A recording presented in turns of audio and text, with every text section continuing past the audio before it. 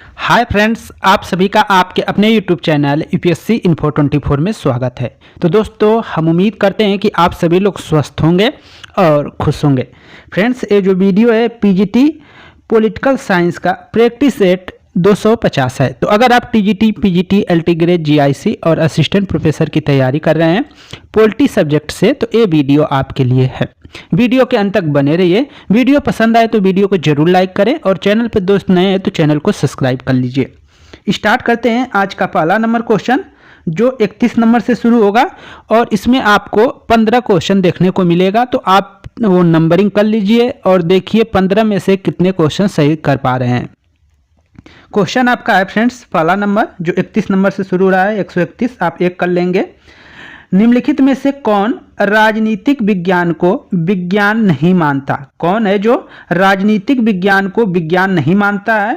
अरस्तु, Jellinek, Lord Bryce, F.W.. Maitland. तो answer क्या हो जाएगा? डी सही हो जाएगा। एफ.डब्ल्यू. मैटलैंड जो है वो राजनीतिक विज्ञान को विज्ञान नहीं मानते हैं। तो ऑप्शन डी आप सही कर लेंगे। और ये देखिए क्वेश्चन आपका पूछा गया है पीजीटी 2021 में क्वेश्चन पूछा गया था, डी आपका आंसर था। आगे देखते हैं क्वेश्चन 2014 पीजीटी में पूछा गया है डीएसएसबी में। क्वेश्चन है, यह कथन जो कहता है कि राज्य एक नैतिक संस्था है जो मनुष्य के पूर्ण नैतिक विकास के लिए अनिवार्य है, यह इनका आरोपण है। किसका है? व्यक्ति परक का, अराजकतावादी का, आदर्शवादी का, मार्क्सवादी का। तो आंसर 32 का सी सही हो जाएगा दोस्तों। आदर्शवादी का एक कथन है। जो ये कथन मतलब जो ये कहता है कि राज्य क्या है? एक नैतिक संस्था है जो मनुष्यों के पूर्ण नैतिक विकास के लिए अनिवार्य है। ऐसा किसका कहना है? तो ऐसा कहना है आदर्शवादियों का। तो आंसर आपका सी सही हो जाएगा। आदर्शवादी जो विचारधारा है वह इस बात का समर्थन करता है। व्याख्या देख लीजिए थोड़ा सा। आदर्शवादी विचारधारा में राज्य को सर्वोच्च नैतिक संस्था माना जाता है। इसके ऊपर कोई अंकुश नहीं है। हीगल इसे पृथ्वी पर ईश्वर की यात्रा कहकर संबोधित करता है। प्राचीन भारत में भी राज्य को एक दैविक संस्था के रूप में स्वीकार किया गया है। दोस्तों, जो राज्य जो प्राचीन अगर दैविक संस्था के रूप में जो प्राचीन अगर सबसे पुराना विचारधारा जो है जो राज्य को दैविक संस्था माना है वो कौन है? तो वही यही है। दैविक जो है संस्था मानने वाला जो विचारधारा है वही सबसे प्राचीन है। उसके ऊपर केवल धर्म का बंधन है। अतः आदर्शवाद के अनुसार राज्य के बिना व्यक्ति का कोई अस्तित्व ही नहीं है। उसका नैतिक विकास राज्य में ही संभव है। यही आदर्शवाद का मूल रूप है। आदर्शवाद के अनुसार क्या है? राज्य के बिना व्यक्तियों का कोई अस्तित्व नहीं है। उसका नैतिक विकास जो है राज्य में ही संभव है, ऐसा आदर्शवादी मानते हैं। 133 नंबर क्वेश्चन है, निम्न में से किस तत्व को प्लेटो ने अधिक महत्व नहीं दिया है? किस तत्व को प्लेटो ने अधिक महत्व नहीं दिया है? ए है उद्यमिता को, बी है शुद्धता या उत्पादन को, सी है शौर्य को, डी है विवेक को। तो किसको नहीं दिया है? तो 133 का जाएगा ए के साथ। उद्यमिता को ज़्यादा महत्व नहीं दिया है, बाकी को सबको दिया है। और ये क्वेश्चन आपका पीजीटी 2013 में पूछा गया क्वेश्चन है। व्याख्या देख लीजिए थोड़ा सा। प्लेटो ने उद्यमिता को अधिक महत्व नहीं दिया है। प्लेटो के अनुसार राज्य व्यक्ति का बृहद स्वरूप है, इसीलिए राज्य की प्रकृति समझने के लिए मनुष्य की प्रकृति समझना जरूरी है। प्लेटो के अनुसार मनुष्य के व्यवहार के 3 मुख्य स्रोत हैं। पहला क्या है? तृष्णा, जिसको इच्छा या तृष्णा कहते हैं, डिजायर जो पाने की इच्छा हो। भाव या मनोवेग इमोशन। ज्ञान जो नॉलेज है या विवेक कहते हैं। प्लेटो के अनुसार ये सभी गुण सभी मनुष्यों में पाए जाते हैं, परंतु विभिन्न मनुष्यों में भिन्न भिन्न जो होते हैं गुणों की प्रधानता होती है। इस आधार पर प्लेटो ने समाज के 3 वर्गों की पहचान की है। जिसमें क्या है? जिसमें तृष्णा या इच्छा या तृष्णा की प्रधानता होती है। वे उद्योग जो होते हैं उद्योग व्यापार को तत्पर होते हैं। जिनमें भावना की प्रधानता होती है वे सैनिक का व्यवसाय अपनाते हैं। और जो ज्ञान संपन्न होते हैं वे दार्शनिक के रूप में ख्याति अर्जित करते हैं। तो इस प्रकार 3 प्रकार से व्याख्या किया है प्लेटो ने। आगे देखते हैं 134 नंबर क्वेश्चन है, आपका चौथा क्वेश्चन हो जाएगा और आप अगर ये क्वेश्चन करते हैं तो आप 4 सही कर लेंगे। एक आदर्श राज्य की जनसंख्या प्लेटो ने इतनी निर्धारित की है। प्लेटो के अनुसार एक आदर्श राज्य की जनसंख्या कितनी होनी चाहिए? 1900 व्यक्तियों का, 5040 व्यक्तियों का, 10,000 व्यक्तियों का, 1 लाख व्यक्तियों का। तो इसमें से आंसर क्या हो जाएगा दोस्तों? 134 का बी जाएगा, 5040 व्यक्तियों का। एक आदर्श राज्य की जो जनसंख्या प्लेटो ने निर्धारित की है वो 5040 निर्धारित की है। और ये क्वेश्चन आप देख रहे हैं डीएसएसबी पीजीटी 2014 में पूछा गया क्वेश्चन है, अच्छा क्वेश्चन है, इसको जरूर नोट कर लीजिएगा। व्याख्या देखिए, प्लेटो ने अपने दार्शनिक ग्रंथ रिपब्लिक में आदर्श राज्य की कल्पना की है। प्लेटो की पुस्तक का क्या नाम है? रिपब्लिक है, इसको नोट करिएगा। उनका आदर्श राज्य आदर्शवादी साम्यवाद पर आधारित है, जहां स्त्री और पुरुष सभी कानून के सम्मुख समान हैं। सभी को शिक्षा का अधिकार है, जहां का शासक दार्शनिक हो। मतलब आदर्श राज्य में क्या है? जहां का राजा क्या हो? दार्शनिक हो। प्लेटो ने आदर्श राज्य की जनसंख्या 540 व्यक्ति निर्धारित की है। 135 नंबर क्वेश्चन है और आपका ये क्वेश्चन पीजीटी 2010 में पूछा गया क्वेश्चन है। वुडरो विल्सन के अनुसार कौन कार्य राज्य का ऐच्छिक कार्य है? वुडरो विल्सन के अनुसार कौन कार्य जो है राज्य का ऐच्छिक कार्य ये बताना है। तो इसमें से आंसर जाएगा बी के साथ दोस्तों। कानून जो है, कानून बनाना, श्रम कानून बनाना क्या है? ये राज्य के इच्छा पे है, ऐच्छिक कार्य है, चाहे तो बनाए चाहे तो ना बनाए। बाकी के सब उसके कार्य मतलब मूल रूप से वही कार्य करना ही है। जैसे कानून व्यवस्था बनाए रखना, जैसे दीवानी मामलों का निपटारा, मनुष्यों द्वारा किए गए समझौता का क्या है? पालन। ये सब मतलब ऐच्छिक नहीं है, इसके कार्य मुख्य कार्य है। लेकिन जो ऐच्छिक कार्य में है वो क्या है? श्रम कानून बनाना। श्रम कानून चाहे तो बनाए या न बनाए, ऐसा नहीं है कि वो बनाना ही है, कोई उन पे मतलब बाध्यकारी नहीं है, ऐच्छिक है। तो ऑप्शन आपका बी सही हो जाएगा। व्याख्या देख लीजिए थोड़ा सा। जहां उदारवादी विचारक राज्य के न्यूनतम कार्य क्षेत्र का समर्थन करते हैं, वही समाजवादी विचारक राज्य के अधिकतम कार्य क्षेत्र को महत्वपूर्ण मानते हैं। इसी संदर्भ में राज्य के उचित कार्य क्षेत्र के निर्धारण के लिए अनेक विद्वानों ने राज्य के कार्यों को 2 भागों में बांटा है, जैसे कि आवश्यक कार्य तथा ऐच्छिक कार्य में बांटा है। 2 भाग है, आवश्यक कार्य और ऐच्छिक कार्य में बांटा है। वुडरो विल्सन के अनुसार राज्य के आवश्यक कार्य में क्या क्या है? व्यवस्था बनाए रखना, ये राज्य के आवश्यक कार्य है वुडरो विल्सन के अनुसार। व्यवस्था बनाए रखना, दीवानी मामलों का निपटारा, व्यक्तियों में आपसी संविदा हुआ है, समझौता हुआ है, उत्पन्न अधिकारों को निश्चित करना, नागरिकों के राजनीतिक कर्तव्यों को निर्धारित करना। ये क्या है? मतलब उसके आवश्यक कार्य। वुडरो विल्सन के अनुसार जो है राज्य के आवश्यक कार्यों में कौन कौन सम्मिलित हैं? तो वो सम्मिलित है दोस्तों, जैसे व्यवस्था मतलब क्या है? व्यवस्था बनाए रखना, कानूनी व्यवस्था बनाए रखना, दीवानी मामलों का निपटारा करना, व्यक्तियों में आपसी संविदा से उत्पन्न अधिकारों को निश्चित करना, और एक है नागरिकों के राजनीतिक कर्तव्यों का निर्धारण करना। ये इसका आवश्यक कार्य है। वुडरो विल्सन के अनुसार राज्य के ऐच्छिक कार्य निम्न है। ऐच्छिक कार्य में कौन कौन आ रहे हैं ये देखते हैं हम लोग ऐच्छिक कार्यों को। तो इसमें क्या है? उद्योग व्यापार पर नियंत्रण, श्रम कानून बनाना, आवागमन की व्यवस्था आदि जो है, आदि ये सब ऐच्छिक कार्य चाहे तो करे या ना करे। इस प्रकार श्रम कानून बनाना राज्य का ऐच्छिक कार्य है। तो इसको आप नोट कर लीजिएगा। ऐच्छिक और अनिच्छिक कार्य मतलब एक होता है अनिवार्य कार्य, एक ऐच्छिक कार्य जो इच्छा पे हो। ये देखिए क्वेश्चन आपका पीजीटी 2002 में क्वेश्चन पूछा गया है। राज्य न ही ईश्वर की रचना है, न श्रेष्ठ बल्कि न ही प्रस्ताव एवं सम्मेलनों की कृति है, न ही परिवार का मात्र विस्तार है।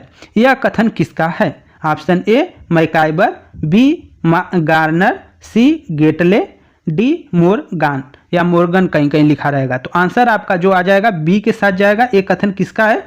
गार्नर महोदय का है। किसका है? गार्नर का। गार्नर का कथन है कि राज्य न ही ईश्वर की रचना है, न श्रेष्ठ बल्कि, और न ही प्रस्ताव एवं सम्मेलनों की, और न ही परिवार मात्र का विस्तार है। तो ऐसा कहने वाले हैं आपके गार्नर महोदय। ऑप्शन बी आपका सही है। व्याख्या देख लीजिए।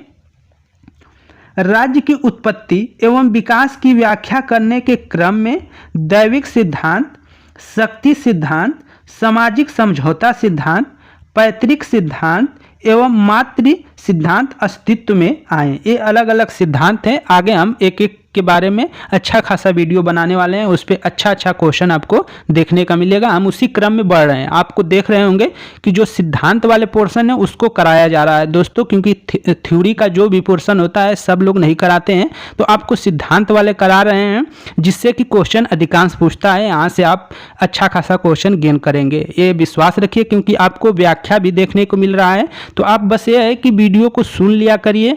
डेली आपको 10-20 मिनट दे देना है, टाइम देना है। अगर टाइम है आपके पास तो आप दे दीजिए। आप पूरा सुनिए, आपको सुनने से कुछ ना कुछ तो आपके ज्ञान में बढ़ोतरी होगी, घटा तो होगा नहीं, क्योंकि वैसी तो वीडियो बनाई नहीं जाती है जिससे आपको घटा हो। क्या होगा, आपका मुनाफा के अलावा नुकसान नहीं होने वाला है। तो इसलिए आप लोग थोड़ा धैर्य के साथ वीडियो को, हो सकता है स्लो है तो फास्ट कर लीजिए, फास्ट है तो स्लो कर कर देख लिया करिए, जैसे आपको उचित समझे वैसे आप किया करिए। लेकिन डेली आप 10-20 क्वेश्चन करते रहेंगे और किताब ज़्यादा पढ़ते रहें, एनसीईआरटी को प्रीफर करें। और इसके बाद जो भी है कोई किताब उठा लीजिए, जो यूथ कंपटीशन का, घटना चक्र, किरर पब्लिकेशन, या जो भी है आपका दर्पण का साहित्य दर्पण वो जो है उसका भी आ रहा है, और इसके बाद एरिहंत का भी है। तो बहुत सी किताबें हैं, और आपकी जितनी भी साहित्य जैसे पुखरात जैन का है, तो ये सब ग्रोवर की, उन सब की पुस्तकें आप पढ़ सकते हैं। तो किताब पढ़ते रहिए और वीडियो थोड़ा थोड़ा देखते रहिए, जिससे कि लय आपका बना रहे, यही हम प्रयास करते हैं। आगे चलते हैं। लेकिन ये सिद्धांत राज्य की उत्पत्ति की व्याख्या आंशिक रूप से ही कर पाए। राज्य की उत्पत्ति का सर्वाधिक जो मान्य सिद्धांत है वो है ऐतिहासिक या विकासवादी सिद्धांत। सबसे जो मान्य सिद्धांत है उसको ऐतिहासिक सिद्धांत भी कहा जाता है, या उसी को विकासवादी सिद्धांत भी देता है। दोनों एक ही चीज़ है, तो ऐसा मानना है। विकासवादी सिद्धांत के समर्थक में ही गार्नर ने कहा है कि राज्य न ही ईश्वर की रचना है, न श्रेष्ठ बल का परिणाम है, न ही किसी प्रस्ताव या समझौते की कृति है, न ही परिवार का विस्तृत रूप है। यह तो क्रमिक विकास से उदित एक ऐतिहासिक क्या है, संस्था है। इसी को कहा गया है विकासवादी या ऐतिहासिक सिद्धांत। आगे चलते हैं। 137 नंबर क्वेश्चन है, पीजीटी 2010 में पूछा गया क्वेश्चन है। मैकाइबर के अनुसार राज्य को निम्न में से कौन संबंधित कार्य नहीं करने चाहिए? राज्य को निम्न में से कौन संबंधित कार्य नहीं करने चाहिए? ऑप्शन ए है साहित्य एवं कला पर नियंत्रण, बी है पुस्तकालयों की व्यवस्था, सी है कानून व्यवस्था का प्रबंधन, डी है प्राकृतिक संसाधनों का शोषण। तो कौन सा कार्य नहीं करना चाहिए? तो आंसर आपका क्या हो जाएगा? डी हो जाएगा दोस्तों। जो प्राकृतिक चीज़ों हैं उनका क्या है? शोषण। ये थोड़ा नहीं, ये वाला नियंत्रण इस पे हो जाएगा, ये वाला तो गलत हो जाएगा, नहीं करना चाहिए। ठीक है, साहित्यिक एवं कला पर नियंत्रण नहीं करना चाहिए, ये आपका आंसर हो जाएगा। ये वाला डी वाला नहीं होगा, ये सही हो जाएगा, क्योंकि प्राकृतिक चीज़ों का तो शोषण करते ही हैं, ऐसा नहीं है। मैकाइबर के अनुसार राज्य को निम्न में से कौन सा कार्य नहीं करना चाहिए? प्राकृतिक संसाधनों का शोषण, जैसे पेट्रोल वट्रोल निकालते हैं तो वो तो करते ही हैं, लेकिन साहित्यिक एवं जो कला पर नियंत्रण ये नहीं करना चाहिए, संबंधित कार्य नहीं करने चाहिए। ठीक है, आगे चलते हैं, इसके व्याख्या को देखते हैं।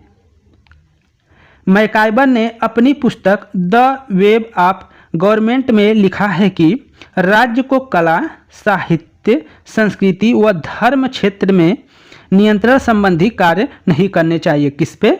जो मैकाइबर की पुस्तक है उसका नाम है द वेब ऑफ गवर्नमेंट। ये याद रखिएगा, द वेब ऑफ गवर्नमेंट जो पुस्तक है वो मैकाइबर द्वारा लिखी गई पुस्तक है। इसी पुस्तक में इन्होंने लिखा है कि कला, साहित्य, संस्कृति व धर्म के क्षेत्र में नियंत्रण संबंधी कार्य नहीं करने चाहिए। किसको? राज्य को।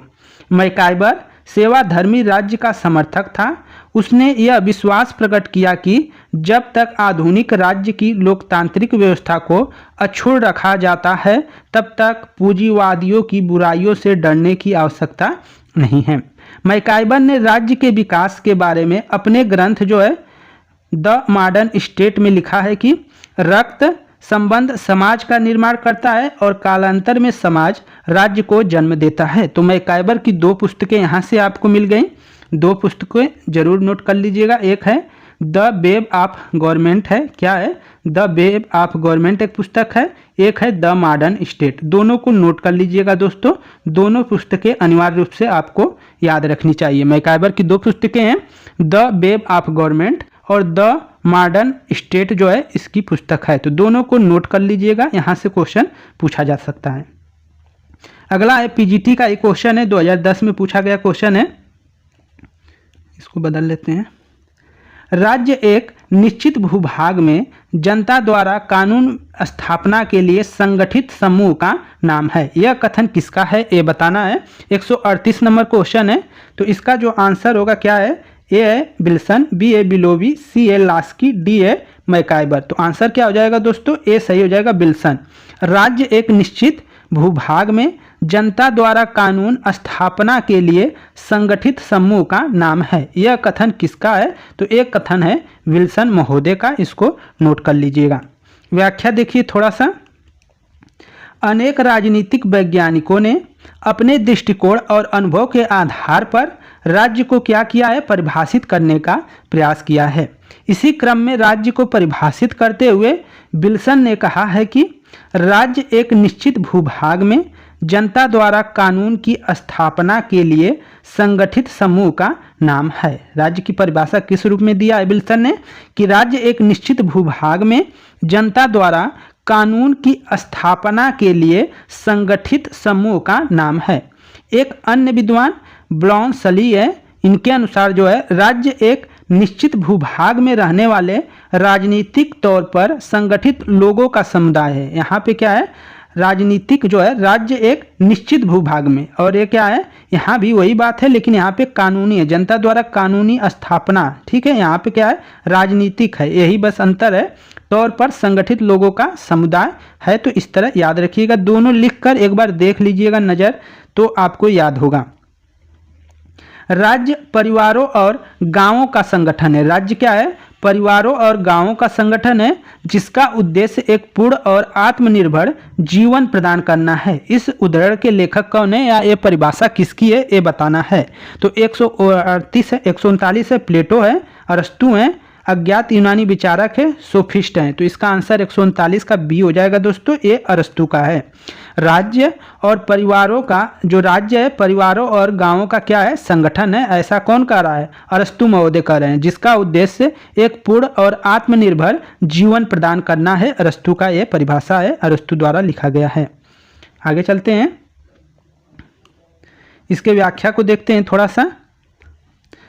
राज्य परिवारों और गांवों का संगठन है, जिसका उद्देश्य एक पूर्ण और आत्मनिर्भर जीवन प्रदान करना है।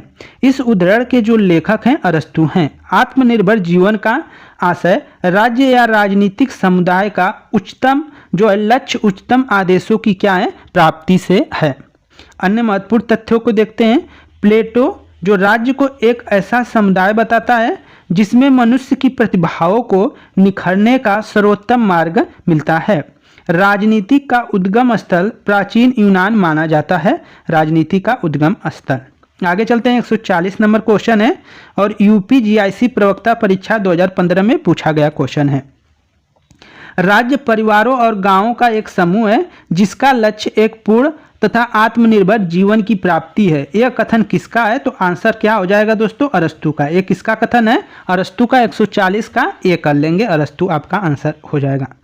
आगे देखते हैं, राज्य एक परिवार का विस्तार है, ऐसा किसने कहा है। राज्य एक परिवार का विस्तार है, ऐसा किसने कहा है। ऑप्शन ए है प्लेटो, अरिस्टोटल, तो इसी को अरस्तु कहते हैं, इसको याद रखिएगा। अरस्तु ये है, लाख है, न्यूटन है। तो आंसर आपका बी हो जाएगा, अरस्तु। ऐसे दे देगा दोस्तों, तो ये भी अरस्तु है। अरिस्टोटल जो है वो अरस्तु को ही कहा जाता है। तो राज्य एक परिवार का विस्तार है, तो ये आंसर किसका हो जाएगा, बी हो जाएगा, अरस्तु। डीएसएसबी पीजीटी 2014 में पूछा गया क्वेश्चन है।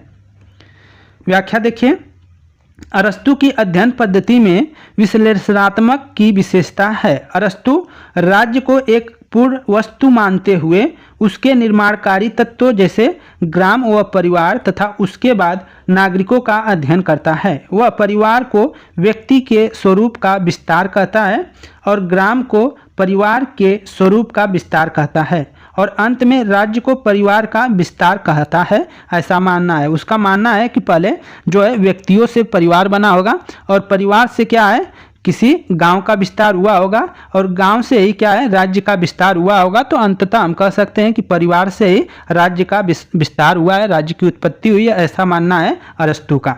आगे चलते हैं, 42 नंबर क्वेश्चन है और आपका असिस्टेंट प्रोफेसर जो है उत्तराखंड 2017 में पूछा गया क्वेश्चन है। किसने कहा कि जो अरस्तु का आदर्श राज्य है वही प्लेटो का द्वितीय सर्वश्रेष्ठ राज्य है? यह कथन किसका है? हीगल का है, लास्की का है, सेबाइन का है, ग्रीन का है? तो आंसर बताइए। तो इसका आंसर जो हो जाएगा सी हो जाएगा दोस्तों। ये कथन सेबाइन का है, सेबाइन आप आंसर कर लेंगे। आगे चलते हैं, इसके व्याख्या को देख लीजिए। व्याख्या में कुछ चीजें हैं।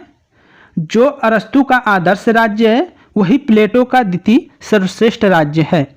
यह युक्ति जो है, यह कथन जो है सेबाइन द्वारा कही गई है। अन्य महत्वपूर्ण तथ्यों को देखते हैं तो E.M. फोस्टर जो है अरस्तु सभी प्लेटोवादियों में महान है। अरस्तु E.M. फोस्टर जो कह रहे हैं कि अरस्तु जो है सभी प्लेटोवादियों से क्या है, महान है या में महान है। सेबाइन अरस्तु आदर्श राज्य ही नहीं बल्कि राज्यों के आदर्शों पर पुस्तक लिखता है। अरस्तु जो है आदर्श राज्य पर ही नहीं बल्कि राज्यों के आदर्शों पर पुस्तक लिखता है, ऐसा सेबाइन का कथन है। सेबाइन का 2 कथन यहाँ से आपको मिल गया, इसको नोट करिएगा।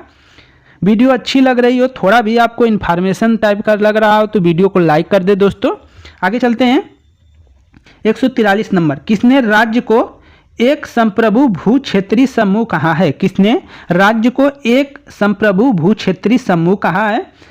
मैक्स वेबर ने, लास्की ने, डेविड हेल्ड ने, लासवेल ने। 143, तो आंसर आपका जाएगा डी के साथ। लासवेल का ये कथन है। किसका कथन है? तो लासवेल आप आंसर कर लेंगे। लासवेल का ये कथन है, डी आप सही कर लेंगे। व्याख्या देख लीजिए। प्रसिद्ध राजनीतिक शास्त्री लासवेल ने राज्य को एक संप्रभु भू क्षेत्रीय समूह कहा है। राज्य को लासवेल ने क्या कहा है? एक संप्रभु भू क्षेत्रीय समूह कहा है। लासवेल संप्रभुता के परंपरागत स्वरूप को स्वीकार नहीं करते हैं। अनुभाविक आधार से देखने पर राज्य में संप्रभुता की अधिकांश परंपरागत विशेषता सत्य प्रतीत नहीं होती, ऐसा मानना है। लासवेल संप्रभुता को सत्ता की उच्चतम मात्रा के रूप में परिभाषित करते हैं। इनके अनुसार राज्य व्यक्तियों का ऐसा समूह है जो समस्त बल के सर्वोच्च स्रोत के रूप में संगठित सत्ता रखता है। वेबर भी कहते हैं कि राज्य का अस्तित्व है यदि किसी राजनीतिक संघ का अधिकारी तंत्र सफलतापूर्वक औचित्यपूर्वक भौतिक बल पर एकाधिकार का प्रयोग करता है। आगे का लासवेल कहते हैं, लासवेल की संप्रभुता के साथ साथ अन्य शक्तियां संरचनाएं भी सर्वोच्च हो सकती है। उनकी सर्वोपरिकता है वो व्यक्तिगत, विभाजित, स्थानिक आदि हो सकती है। इसी आधार पर उन्होंने राज्य को एक संप्रभु भू क्षेत्रीय समूह कहा है। आगे चलते हैं, 144 नंबर क्वेश्चन है। राज्य एक संसार है जिसे आत्मा अपने लिए बनाती है। यह कथन किसका है? राज्य एक संसार है जिसे आत्मा अपने लिए बनाती है। ये किसका कथन है? ऑप्शन ए है A.P. फॉलेट का, ऑप्शन बी है हीगल का, ऑप्शन सी है प्लेटो का, ऑप्शन डी है उपयुक्त में से कोई नहीं। तो आंसर क्या हो जाएगा? बी सही हो जाएगा। हीगल का यह कथन है। किसका है? हीगल का कथन है। व्याख्या देख लीजिए थोड़ा सा। राज्य की आदर्शवादी व्याख्या हीगल, प्लेटो, M.P. फॉलेट, ग्रीन जैसे दार्शनिकों द्वारा की गई है। इनके अनुसार राज्य सर्वोच्च नैतिक जो है, राज्य क्या है? सर्वोच्च नैतिकता है। इसी के संदर्भ में हीगल ने कहा है कि राज्य एक संसार है जिसमें आत्मा अपने लिए बनाती है। राज्य क्या है? एक संसार है जिसे आत्मा अपने लिए बनाती है। एक कथन हीगल का है। इसी संदर्भ में अपनी पुस्तक न्यू स्टेट किसकी पुस्तक है? तो हीगल महोदय का है, इसको याद रखिएगा। इसी संदर्भ में न्यू स्टेट में A.P. फॉलेट नहीं, ये न्यू स्टेट किसकी पुस्तक है? M.P. फॉलेट ने लिखा है कि मेरी आत्मा का निवास स्थान राज्य में है। हीगल ने अपनी प्रसिद्ध ग्रंथ के दर्शन में लिखा है, उनकी ग्रंथ का नाम क्या है, इतिहास के दर्शन, फिलॉसफी ऑफ हिस्ट्री जो है वो हीगल की पुस्तक है। उसमें लिखा है मनुष्यों का सारा मूल्य और महत्व, उसकी समूची आध्यात्मिक सत्ता केवल राज्य में ही संभव है, ऐसा हीगल मानते हैं। 145 नंबर क्वेश्चन और वीडियो का आखिरी क्वेश्चन है, एक राज्य जो अपने नागरिकों को अधिकतम सामाजिक सुविधाएं प्रदान करता है कहलाता है, समाजवादी, पुलिस राज्य, कल्याणकारी राज्य, सर्वोदय राज्य। तो आंसर क्या हो जाए 145 का दोस्तों, 145 का सी सही हो जाएगा, कल्याणकारी राज्य। एक राज्य जो अपने नागरिकों को अधिकतम सामाजिक सुविधाएं प्रदान करता है कहलाता है क्या, कल्याणकारी राज्य कहलाता है। ऑप्शन सी आपका सही हो जाएगा। व्याख्या देख लीजिए थोड़ा सा, वह राज्य जो अपने नागरिकों को अधिकतम सामाजिक सुविधाएं प्रदान करता है कल्याणकारी राज्य कहलाता है। डेविड मार्श अपनी पुस्तक the welfare state, Davis Marsh की पुस्तक का क्या नाम है, द वेलफेयर स्टेट में कल्याणकारी राज्य की विशेषता बताते हुए कहते हैं कि ऐसा राज्य अपने नागरिकों को रोजगार, न्यूनतम आय, शिक्षा का अधिकार तथा आवश्यकता की स्थिति में संरक्षण का अधिकार और सामुदायिक आश्रय प्रदान करने का प्रयास करता है, तो उसको क्या कहते हैं, आदर्श राज्य कहते हैं। और किसने ऐसी बात कहा है, तो डेविड मार्श ने कहा है। किसमें कहा है, किस पुस्तक में, तो द वेलफेयर स्टेट नामक पुस्तक में कहा है।